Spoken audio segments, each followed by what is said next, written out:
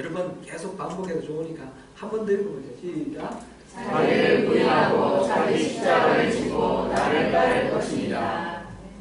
앞에 아무든지 또는 누구든지 나를 따르려거든.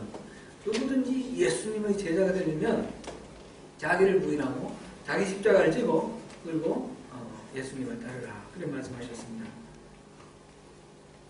말하자면 우리는 다 크리스찬 아닙니까? 크리스찬은 그리스도인, 그리스도를 따르는 사람, 그런 사람들인데, 그리스도를 따르는 사람은 어떤 사람이냐? 자기를 부인하고 자기 십자가를 지고 예수를 쫓는 사람입니다. 이 말씀 처음 들어보신 분 혹시 있으세요? 교회 처음 오신 분은 처음 들어보셨을 건데, 그렇지 않으시면 익숙하게 들어보신 그런 말씀일 겁니다. 참된 그리스도인이 되려고 그러면 이렇게 살아야 된다는 말씀은 많이 들었을 것입니다. 자기를 부인해야 된다. 십자가를 져야 된다. 이 말씀 많이 들어봤는데 진짜 우리가 자기를 부인하고 십자가를 지고 예수를 쫓는 삶을 살고 있나? 이렇게 스스로 자문해 볼 때에 좀 우리가 좀 생각해 볼 점이 많이 있을 것입니다. 이 말씀 어떻게 사는 것이 십자가를 지고 자기를 부인하는 것인지 좀 한번 더 의미도 생각해 보면서 실질적으로 적용하는 방법을 생각해 보면 좋겠습니다. 먼저 이 말씀을 보면 24절 이 말씀이 나오기까지는 배경이 있습니다. 24절이 이에 이렇게 시작하는데 이거는 앞에 말하고 이어져 있다는 거죠. 뭐 하기 때문에 그러므로 이런 의미입니다. 그럼 앞에서 무슨 얘기가 나왔습니까? 이거는 13절부터 우리가 보면 되겠습니다. 이 내용도 우리가 잘 아는 내용이니까 생각해 보면 좋겠습니다. 가이사랴 빌립보라는 곳에서 예수님이 제자들을 데리고 거리로 지나가시다가 제자들에게 물어봤습니다. 사람들이 나를 누구라 하냐? 그랬더니 어떤 제자가 대답하기를 어떤 사람은 세례 요한이라 그러고 어떤 사람은 엘리야라 그러고 어떤 사람은 예레미야나 선지자 중에 누구다 이렇게 말을 합니다. 그랬더니 그러면 너희들은 나를 누구라 생각합니까? 이렇게 물어보는 거예요. 제자들에게. 그때 시몬 베드로가 주는 그리스도시요 살아계신 하나님의 아들이십니다. 우리가 잘 아는 아주 중요한 신앙 고백. 주는 그리스도시고 살아계신 하나님의 아들이십니다. 라는 고백을 합니다. 예수님께서 이 베드로의 고백을 듣고 너무 기뻐서 베드로를 칭찬합니다.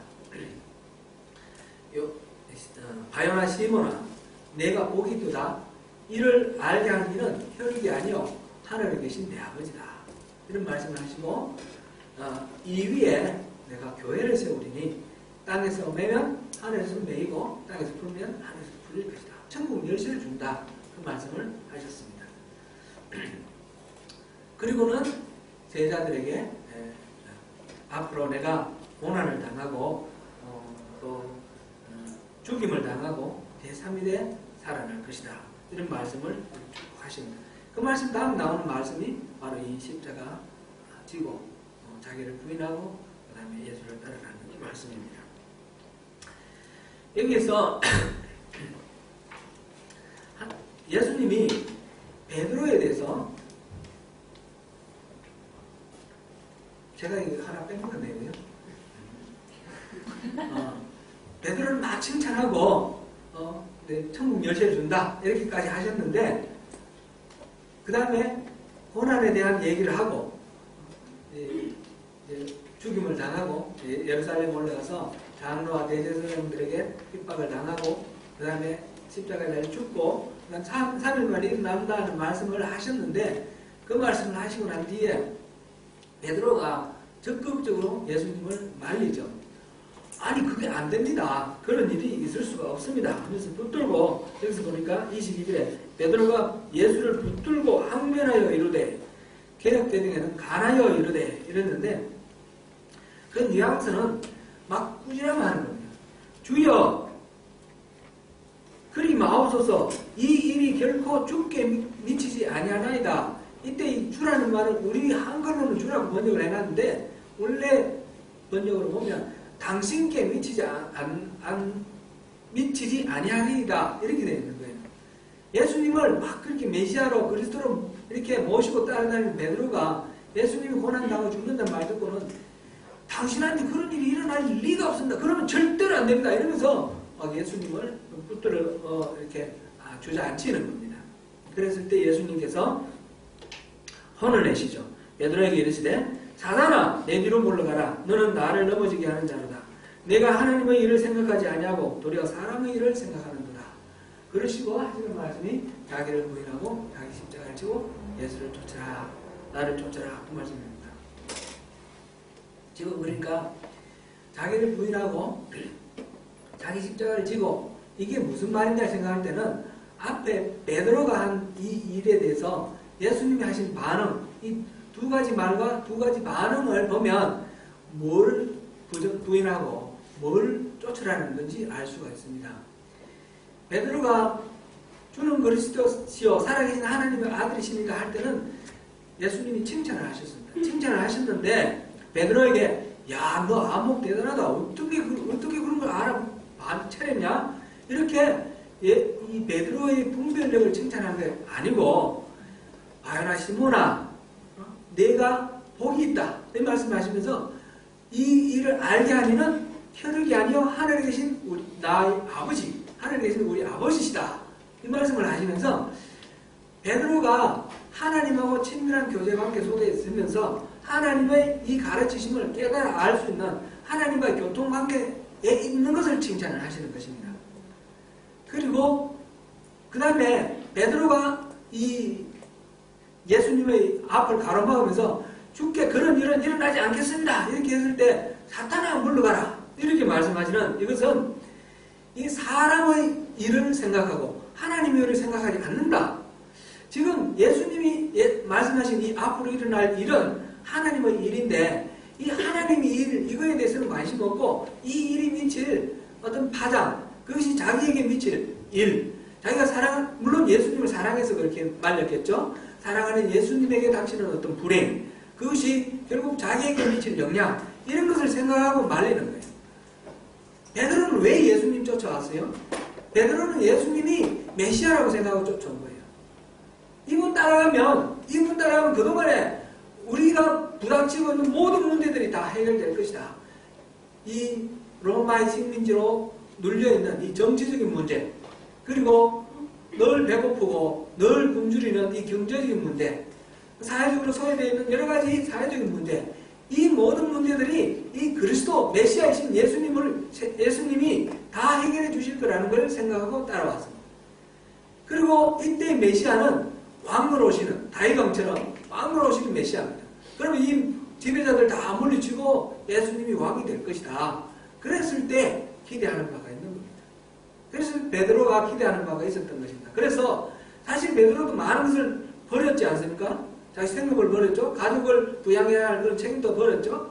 다 버리고 따라온 겁니다. 다 버리고 따라왔으니 하나님이 넉넉하게 보상해 줄 거다. 이 생각하고 그 보상을 기대하고 왔는데 이제 곧 죽는다라고 그렇게 말씀하시니까 그런 일은 일어나서는 안 됩니다. 이렇게 말하는 거예요. 하나님이 무슨 일을 할 건가 그거에 대해서는 지금 별로 관심이 없습니다.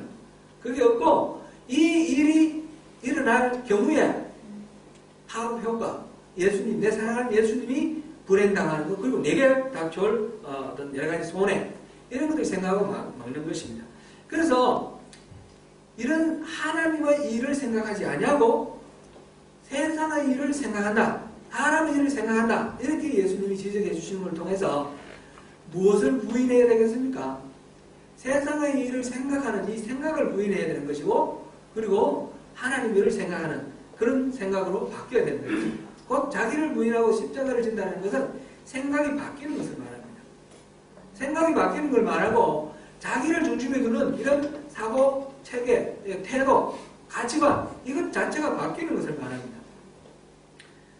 자기를 부인하고 자기 십자가를 진다라는 것은 이제 구원받은 백성으로서 이전에 생각하고 있던 그런 방식, 그런 삶의 방식, 그거를 내려놓고, 그거를 버리고, 그거를 부인을 하고, 이제 구원받은 하나님 나라의 백성답게 그렇게 생각하고 그렇게 살아가는 삶의 방식으로 바뀌어야 된다. 그런 이야기입니다. 이제 자기중심적인 삶이 아니라 하나님 중심으로 살아야 된다. 자기를 부인하라. 이런 자기중심적인 생각을 다 내려놓아라. 이거죠. 다시 한번 생각해 보시죠. 우리가 여러 번 언급을 했는데 자기중심적인 생각이 바로 타락의 본질입니다. 자기중심적인 생각이 바로 하나님이 죄라고 말씀하시는 그것입니다. 에덴 동산에서 아담과 하와가 선악을 알게 하는 나무의 실과를 따먹었는데 따먹은 이유가 뭐였습니까? 그 뱀으로 다가온 그 사탄이 유혹을 하는 말이 이걸 먹으면 네 눈이 밝아져서 네가 하나님하고 같아질 것이다. 하나님하고 같아질 거다라는 그 말 때문에 하나님하고 같아지려고 따먹은 거 아닙니까? 이게 바로 이제는 하나님 필요 없고 내가 하나님이 되어서 내 중심으로 내 머리로 모든 것을 생각하고 판단하고 살아가겠다는 그런 의지를 말하는 것입니다. 이 자기중심적인 생각, 삶, 이것이 바로 타락이고 죄악입니다. 이거는 예레미야서에 보면 또 선명하게 이렇게 밝혀져 있는데 예레미야 시대는 언제입니까? 유다가 남왕국 유다가 멸망할 때입니다. 남왕국 유다가 멸망할 때 예레미야 6장 24절부터 한번 보시겠습니다. 같이 읽어봅니다. 시작. 6장 24절부터 보여주십시오. 앞에 아까 시작. 시라에서 요한과 먼 곳에서 양품을 내게로 가져오면 자신아 나는 그들의 권세를 찾지 아니하며 그들의 생명을 달게 여기지 아니하노라. 예레미야를 통해서 하나님 하시는 말씀입니다. 시바는 오늘날 그 예멘 있죠.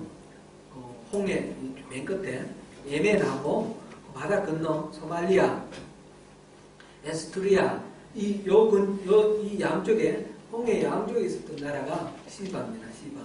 그러니까 그 이스라엘에서 그까지는 멀죠. 굉장히 먼 거리 아닙니까? 옛날에 그죠?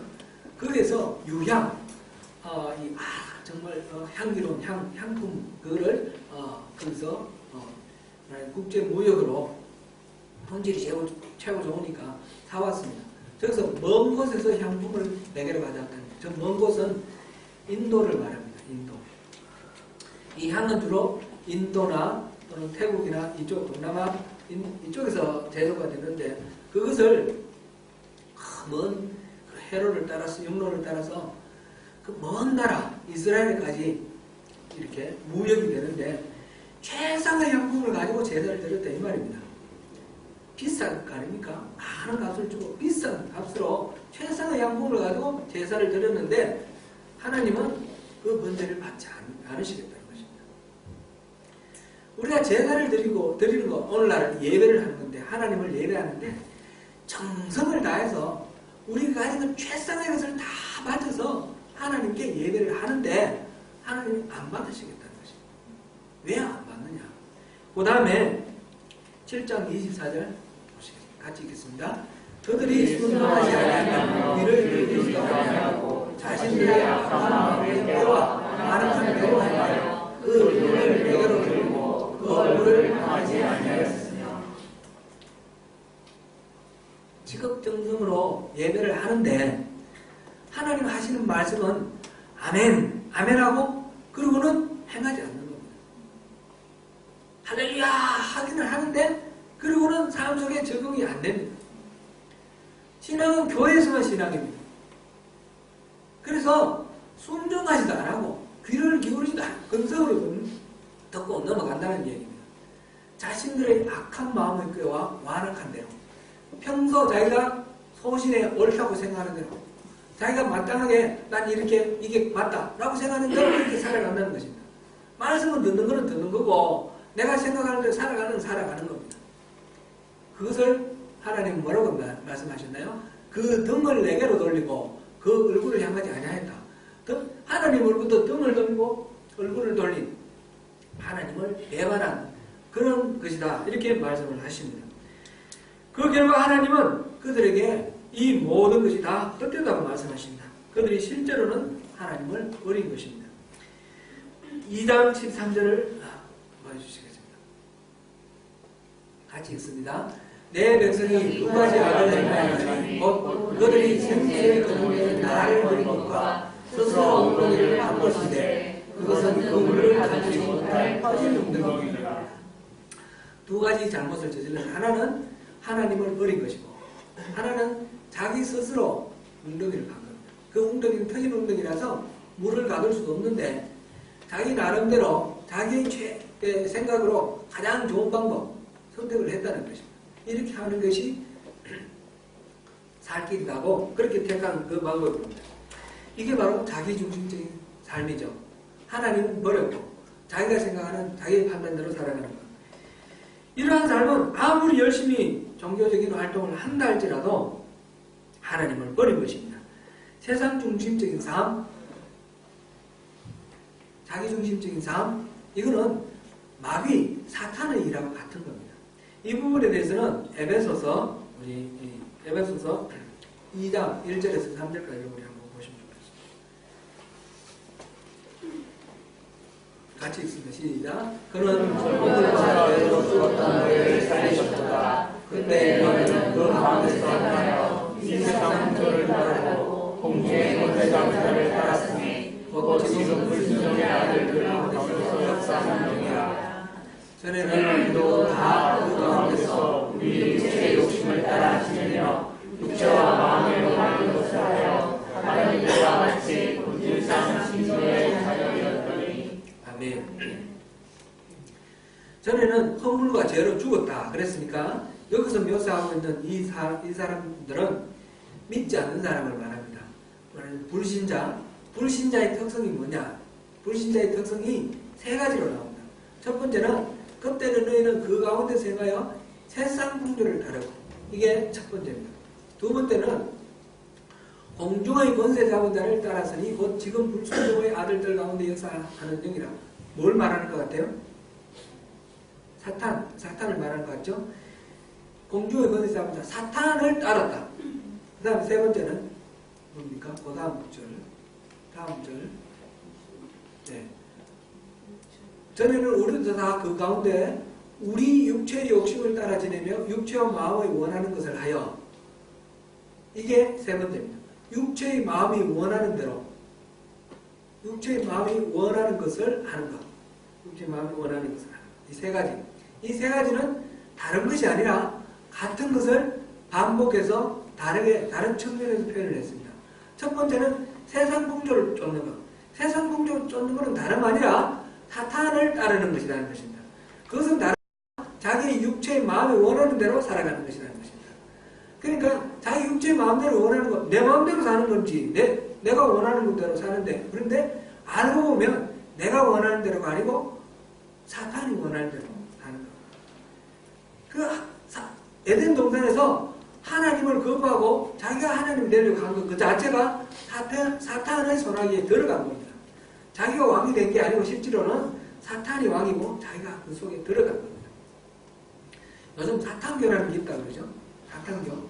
사탄교 있습니다. 최근에 미국의 의회에서, 하원에서 사탄교 사제가 거기서 이렇게 기도하는 모습이 뉴스에 나왔어요. 공식적으로. 사탄교가 공식적으로 미국 하원에서 그렇게 기도하도록 허락됐어요. 미국에 사탄교가 있습니다. 사탄을 숭배하는 종교. 여러 가지 이렇게 음악에서도 사탄을 숭배하는 가사들 많이 나오는데, 이 사탄교 경전도 있습니다. 사탄교 경전 저는 보지는 못했습니다. 말만 들었습니다. 근데 그 1장 1절이 뭐냐면, 네 인생의 주인은 너다. 내 인생의 주인은 나다라고 하고, 내가 주인이 되는 것은 실제로 내가 주인이 되는 것이 아니라 사탄을 숭배하는 것. 여기서 지금 세 가지, 세상 풍조 따르는 것, 그 다음에 사탄을 숭배하는 것, 그리고 자기의 욕망대로 살아가는 것. 이 세 가지가 바로 불신자의 특성입니다. 불신자, 믿지 않는 자. 하나님께 타락하고 난 뒤에 버려진 상태에 있던 그 상태인데 우리는 여기서 건진받았죠. 건진받아서 하나님 나라의 백성이 되었잖아요. 그럼 우리의 주인이 왕이 되어야 되고 이 세 가지는 없어져야 되겠죠. 그런데 구원받은 우리에게도 이 세 가지가 남아있다는 것입니다. 불신자의 이 특성이 남아있습니다. 교회를 섬기면서 우리가 정말 주의해야 될 것은 우리가 이렇게 세상 풍조를 따르거나 아니면 우리가 생각해서 합리적이고 옳다라고 생각하는 대로 따라가는 거예요. 우리가 교회 다니면서 사탄을 숭배하고 그러지는 않을 겁니다. 명시적으로. 그러지는 않을 텐데 우리가 모르는 사이에 이렇게 가는 것이 결국은 사탄을 숭배하는 결과가 되는 것입니다. 늘 우리는 기도를 먼저 해야 됩니다. 기도하고 하나님이 주시는 감동대로 살아가야 됩니다. 그렇지 않으면 우리는 실패하게 되어 있습니다. 사탄이 하나님이 회복하신 이 상태로 우리를 그냥 내버려 두는 게 아니라 계속해서 우리를 속이고 있습니다. 계속해서 우리를 예수님이 다시 오실 때까지 사탄은 끊임없이 우리를 놓지 않고 따라다니면서 우리를 속이려고 할 겁니다. 구원받은 우리도. 우리 요즘 새벽 기도 때 사무엘 하 보는데 사울과 다윗 이야기를 우리가 보고 있습니다. 다윗이 하나님께 물어보고 하면 안전하고 이기고 하나님께 물어보는 걸 딱 때리면 실패하고 넘어지는 그런 것을 우리가 계속 봅니다. 다윗이 선명하게 하나님의 사람이 어떻게 살아야 하는지 모델을 보여주는 겁니다. 아무리 하나님이 원하시는 일이라고 생각하는 그런 일이라도 기도해야 됩니다. 우리 지난번에 본 게 금요일 토요일 날 본 게 언약궤를 예루살렘으로 옮기는 일입니다. 그런데 다윗이 기도하고 하나님이 가르쳐 주시는 대로 하지 않았기 때문에 우사가 죽는 그런 아주 하나님이 노하셔서 치시는 그런 사건이 일어납니다. 그래서 다시 하나님께 여쭈어봤더니 왜 잘못됐는지 그들이 행한 그 언약궤를 운반하는 방식이 세상적인 방식이에요. 블레셋이 하는 방식이에요. 처음에는 다윗도 그 언약궤를 메고 오려고 했습니다. 그런데 더 좋은 아이디어가 떠올라가지고 이렇게 합시다. 새 수레로 이렇게 옮깁시다. 또 구체적인 내용은 자세하게 나오지는 않지만 생략되어 있는 말 속에 우리가 충분히 알 수가 있습니다. 처음에는 메려고 갔는데 그 다음 새 수레에 싣고 돌아옵니다. 그러다가 문제가 생깁니다. 좋은 아이디어가 있다 하더라도 항상 물어봐야 됩니다. 하나님께. 이게 정말 하나님 뜻에 합당한 방법입니까? 우리 세상적으로 봤을 때는 굉장히 논리적이고 합리적이고 타당한 것 같은데 하나님 마음에 합한 건 맞습니까? 물어보고 하나님이 원하시는 방법으로 가야 되는데 그러지 않고 우리가 열심히 연구를 해서 이게 가장 좋은 방법이다. 그렇게 해서 가는 것은 교회에서는 일어나서는 안 되는 일들입니다. 그런데 수많은 부작용들이 생기고 겉으로 잘 돼 보여도 그것이 잘 되는 게 아닙니다. 이런 것들을 버리는 것. 이게 자기를 부인하는 겁니다. 세상 풍조를 따르는 그런 우리의 습성을 버리고 우리의 사고방식, 우리의 합리적인 어떤 방법으로 타당해 보이고 옳아 보이는 것들 그것을 건네 쫓는 그것을 버리는 겁니다. 항상 거기에서 이 자기중심적인 것 자기가 중심이 되어서 판단하는 이런 것들을 내려놓고 하나님께 여쭤보고 하나님 말씀대로 하나님 뭘 원하시는지 하나님 어떤 방법을 원하시는지 그 하나님 중심으로 우리 모든 생각과 관점을 바꾸는 그래서 우리 중심이 자기 중심에서 하나님 중심으로 완전히 바뀌는 것 그것이 우리가 바른 신앙입니다. 그것이 자기 부인이고 십자가 지는 것이고 예수를 따르는 것이고 그래야지 우리가 예수님의 제자 참된 그리스도인이 되는 것입니다. 우리가 참된 그리스도인, 참된 교회를 열망한다고 그랬는데 참된 그리스도인은 바로 그렇게 자기를 부인하는 사람입니다. 이 설교를 제가 준비하면서 그리고 그 이전에 이 주제 선구를 정하면서부터 마음속에 저도 많은 부담이 있고 부대낌이 있었습니다. 지금도 있습니다. 과연 내가 자기 부인을 하고 자기 십자가를 지는 그런 삶을 살고 있는가? 내가 그렇게 살아야지 우리 성도들에게 그렇게 사십시오 이렇게 요청을 할 텐데 과연 그렇게 살고 있는가? 그래서 오늘 또 몸부림치면서 이렇게 이 단위에 썼습니다. 설교를 하는 것은 참 어려운 일입니다. 설교는 하나님 말씀을 잘 풀어서 정확하게 잘 전달하는 것이 첫 번째인데 그게 굉장히 두렵고 떨리는 일입니다. 자칫 주관이 들어갈 수가 있으니까. 그래서 주관이 들어가지 않고 정말 하나님의 뜻으로 하나님 말씀을 잘 전하는. 그래서 설교는 전에 제가 한번 말씀드렸죠. 설교는 이 강연도 아니고요. 철학을 설파하는 것도 아닙니다. 어떤 간접 자기 믿음의 어떤 있었던 경험을 이렇게 전하는 것도 아닙니다. 간접은 설교에 들어갈 수는 있지만 그런 설교는 아닙니다. 설교는 캐리그마라고 합니다. 영어로 proclamation, 선포입니다. 선포. 하나님 말씀을 선포해야지 그게 설교가 됩니다. 그러니까 어떤 이렇게 풀어서 잘 이해할 수 있는 여러 가지 방법을 동원해서 전해지는 것이 결국 하나님 말씀이 전해져야 되는 것이지 목사의 주관적인 어떤 생각이 전해져서는 안 되는 거예요. 그래서 이 전하는 것 자체가 첫 번째는 너무 어렵습니다. 그래서 전할 때마다 항상 두렵고 떨림으로 전합니다. 두 번째로 어려운 것은 이 설교는 말로만 전해지는 게 아니지 않습니까? 삶으로 전해져야 되지 않습니까? 제 삶이 사실은 제가 많이 가려져 있기 때문에 그래도 감히 이 단위에서 말씀을 전하지 제 속 내면에 있는 것까지 다 이렇게 우리 성도님들 다 아신다면 저는 이 자리에 못 서 있습니다. 우리 친구들도 그렇습니다. 우리 가족들도 다 알 수는 없습니다. 그래서 저희 연약함이 많다는 것을 좀 감안을 하시고 또 들어주시면 좋겠는데 그렇다고 해서 나도 뭐 죄인이니까 나도 뭐 인간이니까 어때요? 그러면서 그냥 뻔뻔스럽게 하면 안 되겠죠. 그래서 내 삶이 정말 말씀대로 살아지는가? 그게 늘 두려운 그런 명제입니다. 자기를 부인하고 자기 십자가를 지고 살아가는 거. 분투하며 살아가는 저의 모습이고 분투하며 살아가야 할 우리 모두의 모습입니다. 좀 부족한 게 있더라도 서로 격려하면서 서로 이렇게 손잡아주면서 그렇게 나가면 좋겠습니다. 제가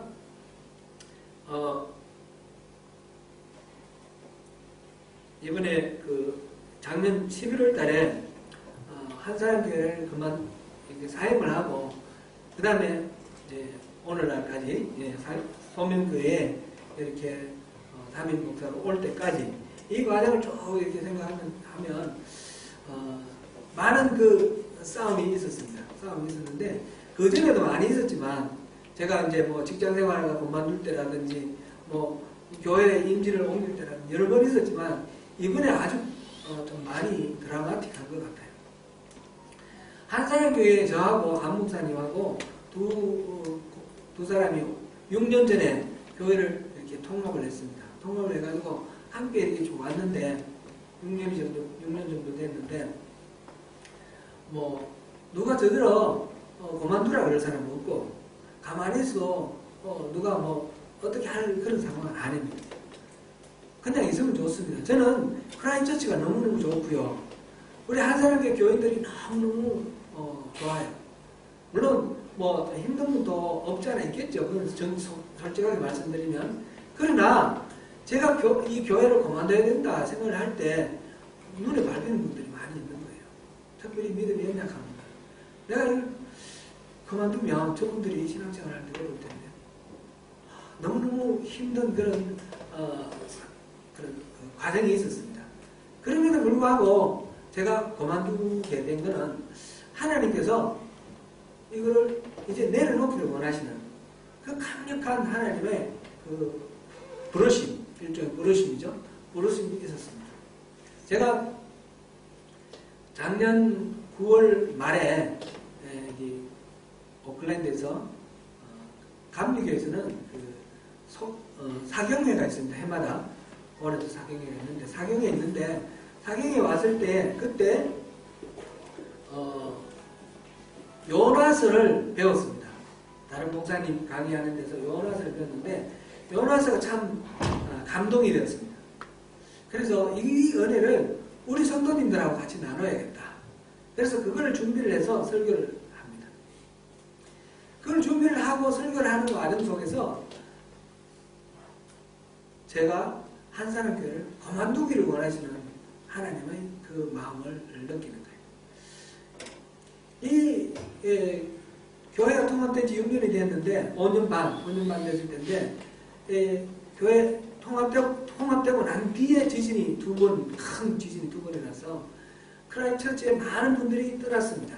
크라이처치 한인 전체 숫자가 한 3분의 1로 줄어들었고, 그러니까 각 교회마다 성도들이 줄어들었습니다. 우리 한사람교회가 마찬가지로 줄어들었는데 그만큼 많이 줄지는 않고요. 우리 통합교회이기 때문에 오히려 덜 줄었습니다. 조금 줄었는데 그래도 숫자도 줄고, 그 다음에 이제 발전이 정체되어 있고 재정적으로 어렵고 이런 상황 속에서 이렇게 가다 보니까 사역자를 1명, 2명 내보내는 거예요. 담임 목사를 내보낼 수는 없으니까 부사역자를 내보내잖아요. 그러니까 이제 처음에는 4명, 사역자가 4명이었는데 이제 2명으로 된 거예요. 근데 2명 다 50대 중반 2명 담임 목사가 이렇게 할 때에 감당하지 못하는 그런 부분이 있는 거예요. 우리 청소년들. 제가 청소년 담당하는데 우리 아들보다 더 어린 애들이 청소년 아닙니까? 그러니까 저를 이렇게 친밀하게 대하지 않고 너무 멀리 대하는 거예요. 자기 엄마 아빠보다 더 나이 많은 사람이니까. 이게 참 어려운데 이걸 어떻게 하면 좋을까? 그게 이제 고민이었습니다. 고민이었는데 젊은 사역자가 오면 좋겠다. 그 마음에 소원이 있죠. 젊은 사역자가 오면 좋겠다. 그리고 금방 결혼한 이 80년대생 이 젊은 부부들이 그분들하고도 저하고 가까이 이제 이렇게 소그룹으로 이렇게 하는데 이 거리감이 있는 거예요. 제가 좀 만나자 그러면 자꾸 어려워하고 목사하고 성가하고 그렇게 어려워할 이유가 뭐 있어요. 안 그런데 너무너무 어려워하는 거예요. 여러분 어렵게 생각하지 마세요. 편안하게 내주세요. 그러다 보니까 이 젊은 세대에 대한 케어가 자꾸 어려워요. 저는 안목사님이랑 똑같이 50대니까 50대 중반이니까 그래서 그런 걸 가지고 이제 평소에 좀 생각하고 있던 참인데 요나스를 설교하는 중에 이 요나스를 통해서 하나님 계속 말씀 주시는 거예요. 첫 번째 이제 요나가 하나님 말씀 듣고 도망가잖아요. 하나님 말씀할 때 도망가지 마라. 내 빼지 마라. 제가 이 교회 처음 와서 하나님 음성 듣거든 어떻게 하라 그랬어요. 마음이 강팍하게 되지 말라고 그 말씀 전했죠. 그게 제가 받은 말씀이에요. 요나처럼 이렇게 내빼고 하나님 말씀 완악하게 받아들이고 그래 할렐루야 아멘 되게 좋은 것만 생각하고 그냥 그래서는 안 된다는 거죠. 그 다음에는 요나 너 하나만 죽으면 된다. 여기 대안에 있는 사람 다 살고 이 바다가 고요해지고 온 세상이 다 평안해진다. 네가 엉뚱한 자리에 있어서 너 하나만 빠지면 된다. 그걸 이제 보여주시는 거예요. 나 하나만 빠지면 될 것 같아. 말이 됩니까? 금방 된다고 말하기도 전에 그렇죠. 근데 그 마음을 주시는 거예요. 너 하나만 빠져나오면 된다. 이 교회에서 너 하나만 빠져나오면 이 교회도 살고 너도 살고 그런 말씀 주시는 거예요. 그 다음 계속해서 하나님이 얼마나 사랑하시는지 니느웨를 사랑하시는 거예요. 그 요나가 박는 굴 하나 말라는 것 가지고 막 하나님 가슴 치니까 너 그거는 그렇게 하는 너 한 거 하나도 없으면서 저기에 좌우를 분별하지 못하는 어린아이부터 시작해서 짐승까지 어른까지 수십만이 있다. 그렇게 그 생명에 대한 그 사랑을 말씀해 주시는 거예요. 그래서 기도하고 고민하고 갈등하면서 하나님 그러면 이 교회를 살리는 방법을 제가 주님 말씀 순종함으로 그걸 하겠습니다. 그러려고 그러니까 제가 내려놓아야 될 게 많지 않습니까? 상대적이지만 좀 안정적인 그런 현 상황을 그 삶을 내려놔야 되는 것이고 앞길은 어떻게 될지 모르는데 불투명한데 이거 어디 가서 살아야 될지 그거부터 시작해서 크라이처치 너무너무 정이 들었고 좋은데 정말 가까운 사람들 많이 있고 의지할 사람들 많이 있는데 다 버리고 가야 되잖아요. 크라이처치 제가 살 수는 없잖아요. 그 교회 그만두고 크라이처치 살 수는 없잖아요. 그래서 막 고민하는데 또 친척 아버집을 떠나 내가 보여줄 땅으로 가라. 그 말씀 듣고 떠난 아브라함처럼 예, 그럼 떠나겠습니다. 그리고 어디로 떠나면 좋은지 막 기도하고 있었는데 우리 아들이 오클랜드에 레이들로 등록하게 됨으로써 오클랜드 이주해야 되겠다. 이렇게 결론을 얻었어요. 그리고 우리 딸이 오클랜드 취직됨으로써 이 하나님 바라시는 바가 맞는구나. 그리고 오클랜드로 이사오게 됐어요. 오클랜드 와서 처음 올 때는 또 어느 교회 가기로 되어 있었는데 그 교회에 납득할 수 없는 이유로 막혔어요. 그 길이 막혔어요. 저는 그 받아들일 수 없는 그런 이유로 막혔어요.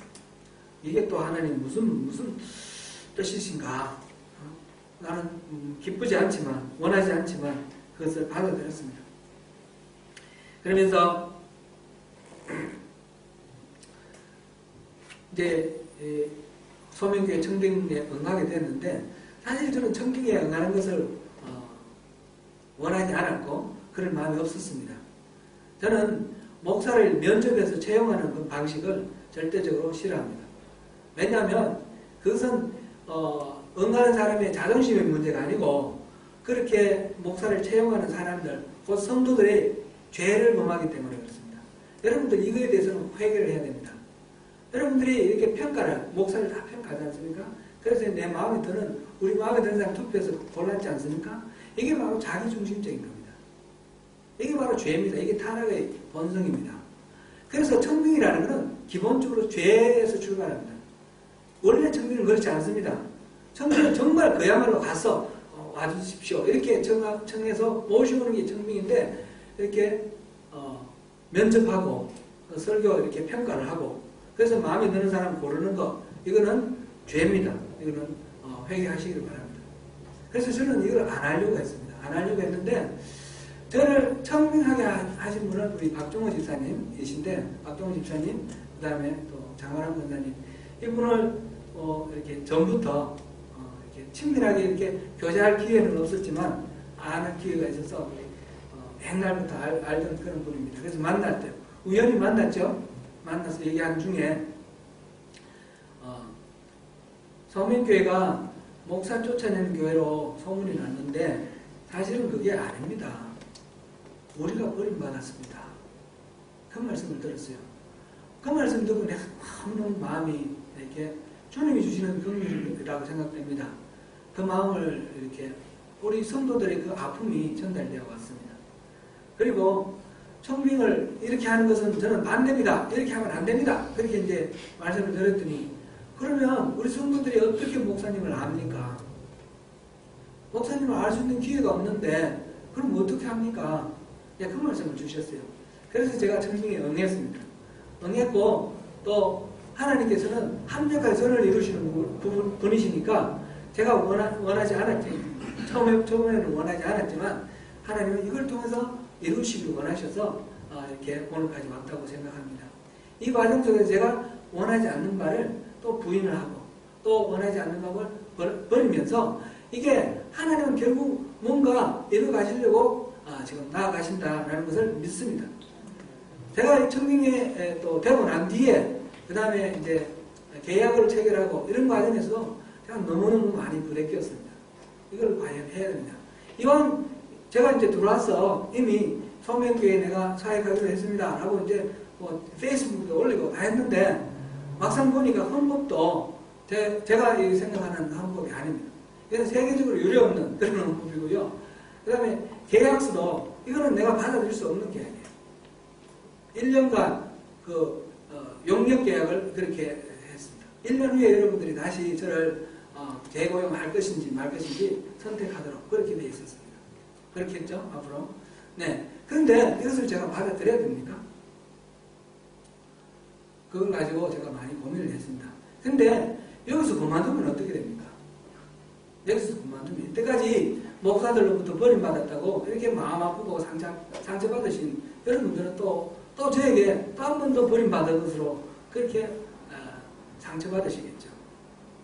이거는 정말 저도 이거는 감당할 수 없는 그런 문제입니다.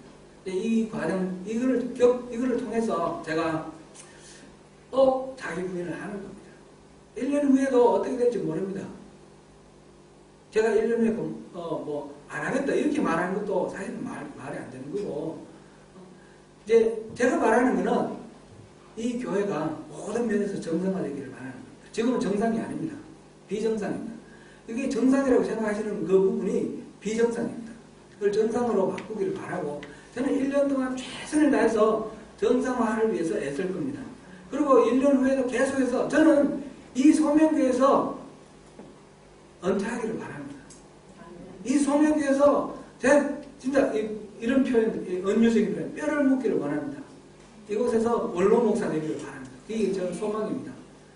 여러분들 마음도 저는 크게 다르지는 않을 거라고 봅니다. 그것만에 많은 이 아픔과 상처가 있어서 이렇게 목사로부터 너무나 많이 당했으니까 안전장치가 필요하다 해서 이런 장치들이 있을 거라고 생각합니다. 옥하는 목사님이 은퇴하시고 난 뒤에 계속해서 말씀하신 내용이 있습니다. 후회하는 말씀이 있습니다. 내가 성도들 눈치 보느라고 말씀 제대로 못 전했습니다. 여러분들 성도들 눈치 보지 말고 말씀 제대로 전하십시오. 그 말씀이 마음에 남습니다. 제가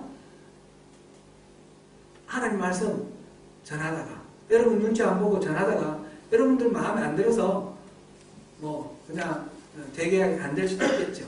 그러나 저는 최선을 다해서 주님 말씀 전하겠습니다. 이 모든 과정에서 끊임없는 저는 저대로 자기 부인이 있을 거고 여러분들은 여러분들대로 자기 부인이 있어야 됩니다. 세상적인 어떤 판단 기준을 가지고 옳고 합리적이고 다르다고 생각하는 그런 거를 내려놔야 됩니다. 그게 바로 속는 겁니다. 정말 하나님이 뭘 원하시는가? 이 교회를 세우고 이 교회를 부흥시키고 그래서 하나님의 이름을 회복하기 위해서 여러분들 자존심 회복하기 위해서가 아닙니다. 여러분들이 이때까지 지켰기 때문에 여러분들의 공을 하나님이 인정해 주시는 그걸 위해서 이 교회가 회복되고 부흥되어야 되는 거 아닙니다. 하나님의 이름이 회복되어야 되기 때문에 그렇습니다. 하나님이 영광을 받으셔야 되기 때문에 그렇습니다. 그것을 위해서 우리가 할 일은 우리의 자존심을 내려놓는 겁니다. 우리의 생각을 내려놓는 겁니다. 그리고 하나님만 바라보는 것입니다. 자기를 부인하고 자기 십자가를 지고 그래야만 우리가 그 부흥을 목격할 수 있을 것입니다. 우리 이 십자가 결국은 이 십자가를 의지할 수밖에 없습니다. 이 십자가에서 무슨 일이 일어났습니까? 이 십자가를 의지할 때만 우리는 이것이 가능합니다.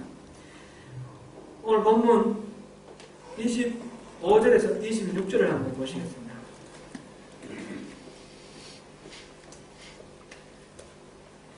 25절 26절 같이 읽습니다. 시작. 누구든지 제 목숨을 구원하고자 하면 잃을 것이요 누구든지 나를 위하여 제 목숨을 잃으면 찾으리라. 사람이 만일 온 천을 얻고도 제 목숨을 잃으면 무엇이 유익하리요? 사람이 무엇을 주고 제 목숨과 바꾸겠느냐. 아멘. 자기를 부인하라는 것은 자기를 혐오하고 자기를 멸망하고 자기를 파괴하고 그래서 망해버리라 이 말이 아니라는 거죠. 자기를 부인하는 것이 뭐냐면 진짜 자기를 사랑하는 거랍니다. 자기를 부인하는 것이 정말 살아나는 겁니다. 자기 이순신 장군 명량해전 영화 보니까 그런 이야기 나오는데요. 죽고자 하는 자는 살 것이요 살고자 하는 자는 죽을 것이다. 지금 이 시국에 아직도 살고자 하는 자 있느냐? 막 그러는데.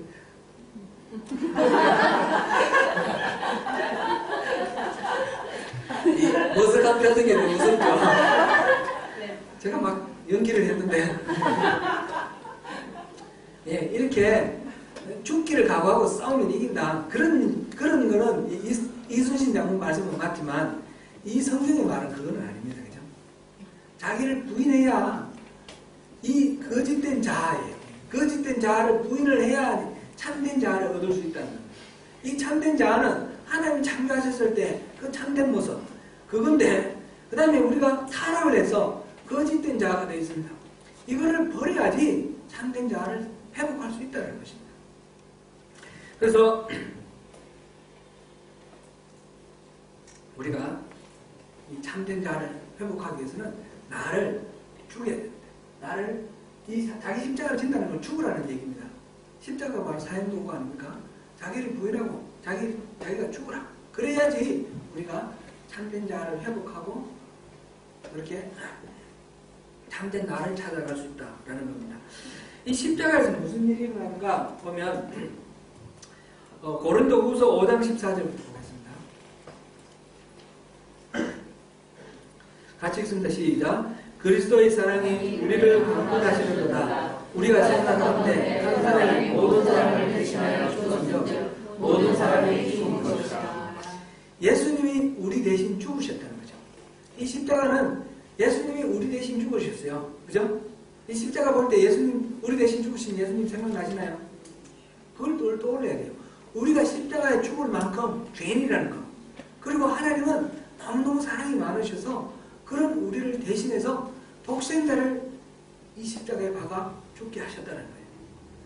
예수님이 우리 대신 죽었습니다. 우리가 이제 속죄, 대속, 화목, 제물 이렇게 쭉 세언약 이렇게 봤는데 예수님이 우리 대신 죽었다는 거, 대속, 이거와 동시에 우리가 또 생각해야 될 게 또 하나가 더 있습니다. 로마서 6장 3절에서 4절까지.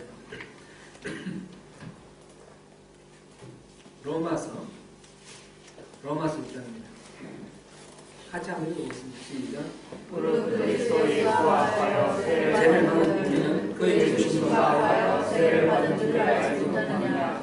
그러므로 우리가 그의 주심과 하여 세를 받음으로 그와 함께 장사되었나니 이는 아버지의 영광과 많은 영광 그리스도의 주자 가운데서 살고 같이 그리고 또한 세상 가운데서 행하게 하려 함이라. 아멘. 예수님이 우리 대신 죽으셨을 뿐만 아니라 예수님이 죽으시는데 우리도 같이 죽었다는 겁니다. 이건 대표라고 합니다. 예수님의 죽으심은 두 가지 죽음입니다. 하나는 대신 죽음, 하나는 대표 죽음. 학생 대표 같으면 학생 대표는 학생 전체 여러 명 있는 중에 한 명이 대표잖아요. 그래 이 대표가 뭐 하는 거는 학생 전체가 하는 거랑 마찬가지죠. 그죠? 대신이라는 거는 다 할 필요 없고 그 사람이 하면 되는 거고 대표하는 거는 다 하는 거예요. 예수님의 죽으심은 이 내포적 대신 이렇게 표현을 하기도 하는데 신학적으로는 이거는 대신도 있고 대표도 있다 이런 뜻입니다. 그러니까 예수님이 죽으셨을 때 예수님만 나 대신 죽으신 것이 아니고 예수님 죽으실 때 나도 같이 그 십자가에 못 박혀 죽었다라는 것입니다. 이것을 믿으시기 바랍니다. 이것을 믿는 것이 믿음입니다. 예수님이 죽으셨을 때 나 옛사람 그 죄된 본성에 그 옛사람도 죽었습니다. 우리가 계속해서 신앙생활 하면서 아이고 내가 죽어야 되는데 죽지 못하고 아이고 이래가지고 괴롭죠. 그래 힘들죠. 이게 왜 그러냐면 내가 죽었는데 죽은 줄 모르고 착각하고 있기 때문에 아직 살아있는 줄 알고 그래서 여기서 죽었다라는 것을 깨닫고 죽었다고 생각하는 것이 핵심인 것입니다. 로마서 6장 이거 다시 또 보면요 11절 6장 11절 우리 성경을 찾아보겠습니다. 이거는 제가 안 찾아놓은 거니까 로마서 6장 11절 247쪽 10절부터 11절까지 두 절 읽겠습니다. 10절 11절 시작. 그가 죽으시면 죄에 대하여 단번에 죽으시며 그가 살아계시면 하나님께 대하여 살아계시니 이와 같이 너희도 너희 자신을 죄에 대하여 죽은 거요 그리스도 예수 안에서 하나님께 대하여는 살아있는 자로 여길지어다. 아멘. 우리가 그것을 여기라 그랬는데 그렇게 생각하라. NIV 성경에는 For we know that 우리가 안다 이렇게 했습니다. 우리 그렇게 됐다. 기정사실입니다. 예수님이 십자가에 달려 죽으실 때 우리 대신 혼자만 죽으신 뿐만 아니라 우리의 죽음을 다 감사하고 함께 죽으셨습니다. 그리고 예수님이 부활하실 때 혼자만 부활하신 게 아니라 우리를 다 끌어안고 함께 부활했습니다. 우리는 그리스도 십자가 그 죽으심과 함께 죽었고 다시 예수님 함께 부활한 사람. 이것을 또 드라마틱하게 이렇게 형상화한 것이 세례식입니다. 세례식. 재래식이 물을 끼얹거나 아니면 물속에 침례탕에 들어가서 푹 잠기거나 강에서 들어가서 잠기는 건데 그거는 왜 그렇게 하느냐면 이게 물에 빠져 죽었다는 겁니다. 예수 그리스도 십자가의 그 죽으심과 함께 그 죽음에 우리 동참해서 죽었고 다시 일어나서 우리가 부활에 동참했다. 그런 의미입니다. 우리 예수를 믿고 우리가 예수를 우리의 세이비어, 구세주요, 또 로드, 우리 주님으로 고백할 때에 그럴 때에 성령님이 우리 안에 들어오심으로 우리 옛사람은 죽었고 성령님이 사실은 새로운 사람이 살았습니다. 옛사람의 그 본성이 남아있지만 이건 완성될 때까지 예수님 다시 오실 때까지 우리가 성화되어 가야 되는 그런 것이지만 우리 본질적으로 우리는 다른 존재가 되었습니다. 우리는 죄인이었는데 이제 하나님 우리를 의롭다 해주셔서 하나님 나라의 백성으로 의인이 되었습니다. 이것을 믿으시고 이 십자가를 바라보면서 그것을 우리가 마음에 새기시고 우리 안에 끊임없이 두 가지 마음이 있습니다. 하나는 죄의 본성, 육신의 소욕, 육신이 이끄는 대로 계속 하고 싶은 마음. 또 하나는 성령의 소욕, 성령님이 이끄시는 대로 살아가고자 하는 마음. 요즘 자기 본성에 충실하라 그런 말 많이 듣지 않습니까? 인본주의적인 그런 이야기인데 이 본성에 충실하라 말이 그럴듯해요. 맞는 말일 때도 있고 그런데 그때 그 본성이 왔다 갔다 해서 그렇습니다. 죄의 본성일 때는 그 충실하면 안 됩니다. 절대로 그걸 매격해야 됩니다. 그런데 하나님이 우리에게 주신 새로운 본성일 때는 우리는 그 본성에 충실하게 살아가는 겁니다. 이것이 우리 신앙입니다. 사랑하는 성도 여러분, 예수의 십자가의 죽으심에 연합해서 우리 죽음은 예수의 부활과 함께 새로운 생명, 참된 생명을 얻게 됩니다. 우리가 이 사실을 기억하면서 오늘도 이거를 내 의지, 내 성품으로 이걸 이루기는 어렵습니다.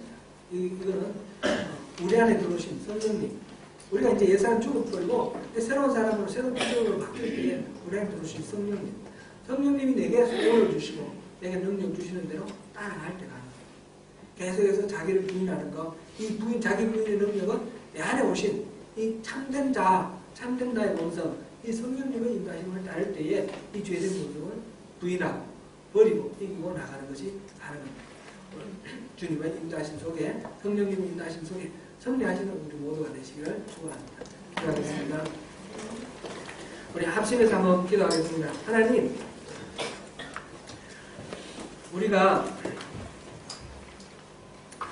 이 십자가를 바라보며 정말 죄된 옛사람의 본성을 부인하는, 그래서 참된 그리스도인의 사람으로 다시 또 이렇게 태어난 새로운 존재로 살아가는 우리가 되기를 원합니다. 주님의 제자로서 우리가 자기를 부인하고 자기 십자가를 지고 예수를 따릅니다. 주님 은혜 베풀어 주셔서 우리에게 이 삶을 살 수 있도록 매 순간순간마다 함께 해주시고 인도해 주시고 주님의 은혜와 능력으로 충만하게 채워주십시오. 우리 소명교회가 그렇게 자기 부인을 통해서 회복되는 교회가 되게 하여 주시옵소서. 우리를 위해서가 아니라 하나님의 이름을 위해서 늘 하나님께 묻고 가는 주님의 백성들에게 주님 기름 부어주시고 부흥의 역사를 허락하여 주시옵소서. 우리 그렇게 우리 개인을 위해서